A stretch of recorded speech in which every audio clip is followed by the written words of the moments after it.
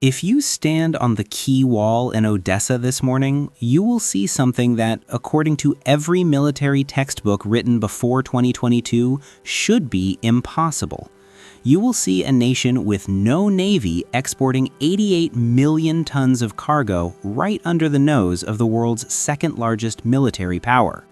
You are witnessing a country with no destroyers, no frigates, and no submarines dismantle the dominant naval force in the region, push it out of its home ports, and turn its billion-dollar flagship into a coral reef. We usually talk about this war in terms of trenches, tanks, and artillery shells. We look at the mud in the Donbass. But the most decisive victory of this entire conflict didn't happen on the ground. It happened here, in the gray waters of the Black Sea. This is the story of how Ukraine defeated the Russian Black Sea fleet without a single ship. It is a story of economics, engineering, and a humiliation so profound that it has likely ended Russia's status as a global naval power forever. To understand the scale of this victory, we have to go back to the darkest days of 2022. When the war started, Russia didn't just want to take Kyiv, they wanted to suffocate Ukraine.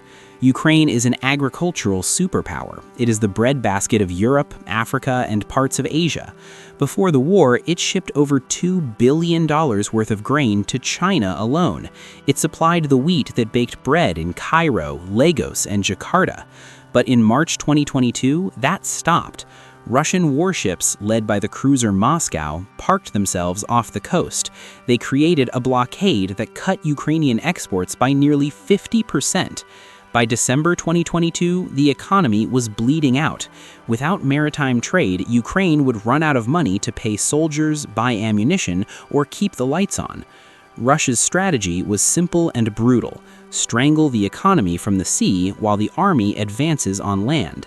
They didn't need to land troops in Odessa, they just needed to make sure no insurance company in London or New York would dare cover a ship entering Ukrainian waters. It was a war of insurance premiums. It wasn't just about missiles, it was about actuaries. When the war started, the war risk premium for entering the Black Sea shot up to 5 or even 10% of the hull value. For a ship carrying $50 million in grain, that is a $5 million fee just to park. It made trade uneconomical. Ukraine's victory wasn't just sinking the Moscow, it was creating a safe corridor that convinced the insurers to drop the rates back to near peacetime levels, around 0.75%. They did this by pushing the Russian firing line back 100 miles. This is the first time in history a naval victory can be measured in insurance percentage points.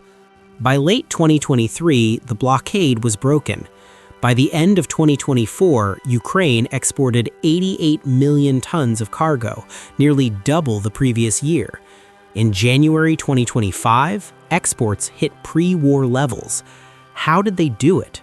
They didn't build a navy. They didn't buy destroyers from the United States or frigates from the United Kingdom. They realized that in the 21st century, you don't need a ship to kill a ship. You just need to change the rules of the game. Meet the Magura V5. It looks like a toy.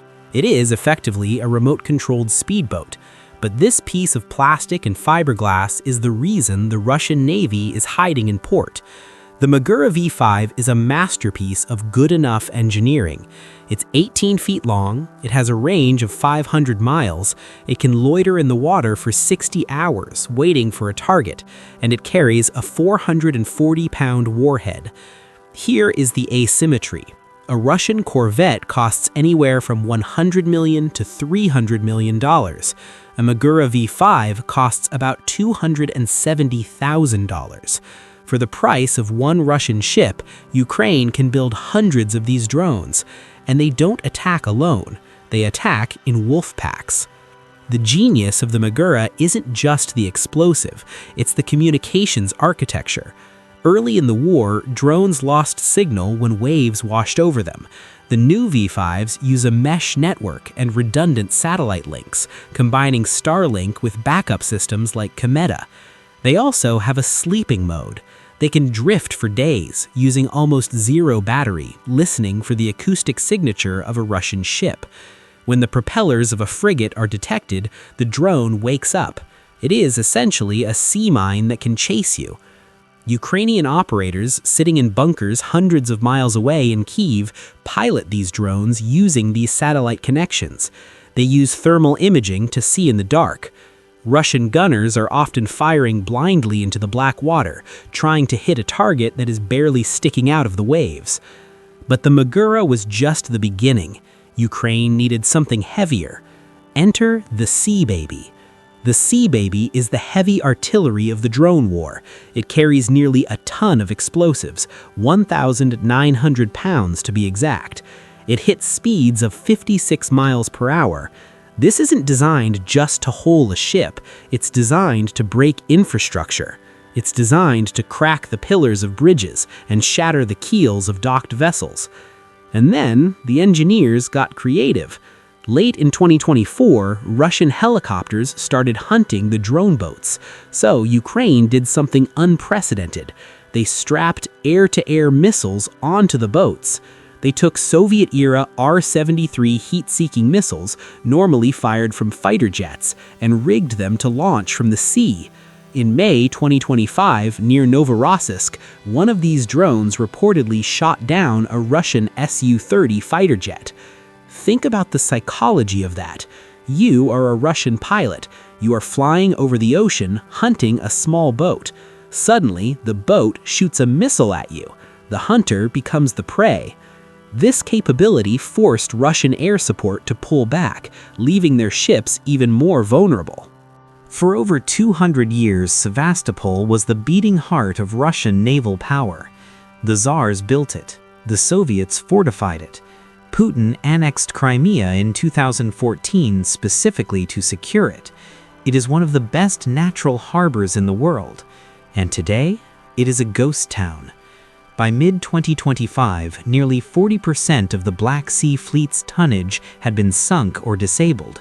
But the ships that survived did something even more telling. They ran away. The fleet retreated to Novorossiysk, a commercial port on the Russian mainland. This sounds like a tactical redeployment. In reality, it is a logistical catastrophe. Novorossiysk wasn't built to host a war fleet. It doesn't have the specialized reloading cranes for Kaliber cruise missiles, or at least it didn't until Russia frantically tried to build them. It doesn't have the repair yards. Reports from the Atesh partisan movement, an underground network operating inside Russia, describe chaos in Novorossiysk. Military trucks are stuck in traffic jams with civilian grain trucks. Fuel depots are exposed. The crews are living in substandard barracks. By forcing the fleet to Novorossiysk, Ukraine added 300 miles to every mission the Russians fly or sail. That means more fuel, more wear and tear on engines that they can't easily repair, and less time on station. The Black Sea Fleet is now a fleet in being. It exists, but it doesn't actually do anything. It hides behind boom barriers, terrified of the next drone attack. You might be asking, what about the submarines? Russia has the Kilo-class subs, the black holes of the ocean, quiet, diesel-electric killers. Why haven't they won the war? This is the great paradox of the Russian Navy. They built a force designed to fight World War III against NATO and found themselves useless in a regional war against Ukraine. Submarines are hunters, but Ukraine has no targets. There are no Ukrainian destroyers to torpedo. There are no Ukrainian aircraft carriers to stock. The only thing the Russian subs can do is launch cruise missiles at cities. But even that is becoming dangerous. In December 2025, reports surfaced that a Ukrainian underwater drone, a Sea Baby, struck a Russian submarine docked in Novorossiysk. If confirmed, this is a historical first, a drone submarine hunting a manned submarine. It shatters the myth of sanctuary. If a $400 million submarine isn't safe even when it's docked in its home port, surrounded by nets and guards, then it isn't an asset anymore. It's a liability. To understand why Russia can't just build a new fleet to replace the lost ships, we have to look at the tragedy of the Admiral Kuznetsov. This is Russia's only aircraft carrier. It has been in repair since 2017. In that time, it has caught fire twice. A crane fell on it and smashed the deck. Its dry dock sank. In July 2025, rumors began circulating that the Kremlin is finally considering scrapping it. The Kuznetsov is a metaphor for the entire Russian naval industry. The United Shipbuilding Corporation is bleeding money, hundreds of millions in losses despite billions in revenue. Why? Corruption, sanctions, and a complete loss of skilled labor. They can't get the machine tools they need because of sanctions. They can't get the electronics. They are cannibalizing old ships to keep new ones running. Here is the irony. The engines for many Russian ships were actually built in Mykolaiv, in Ukraine. When the Soviet Union collapsed, the gas turbine expertise stayed in Ukraine. Russia spent 20 years trying to domesticate this production, but they still struggle with reliability. The Admiral Grigorovich-class frigates were delayed for years because Ukraine stopped selling the engines in 2014. Russia is fighting a naval war against the very country that built its navy.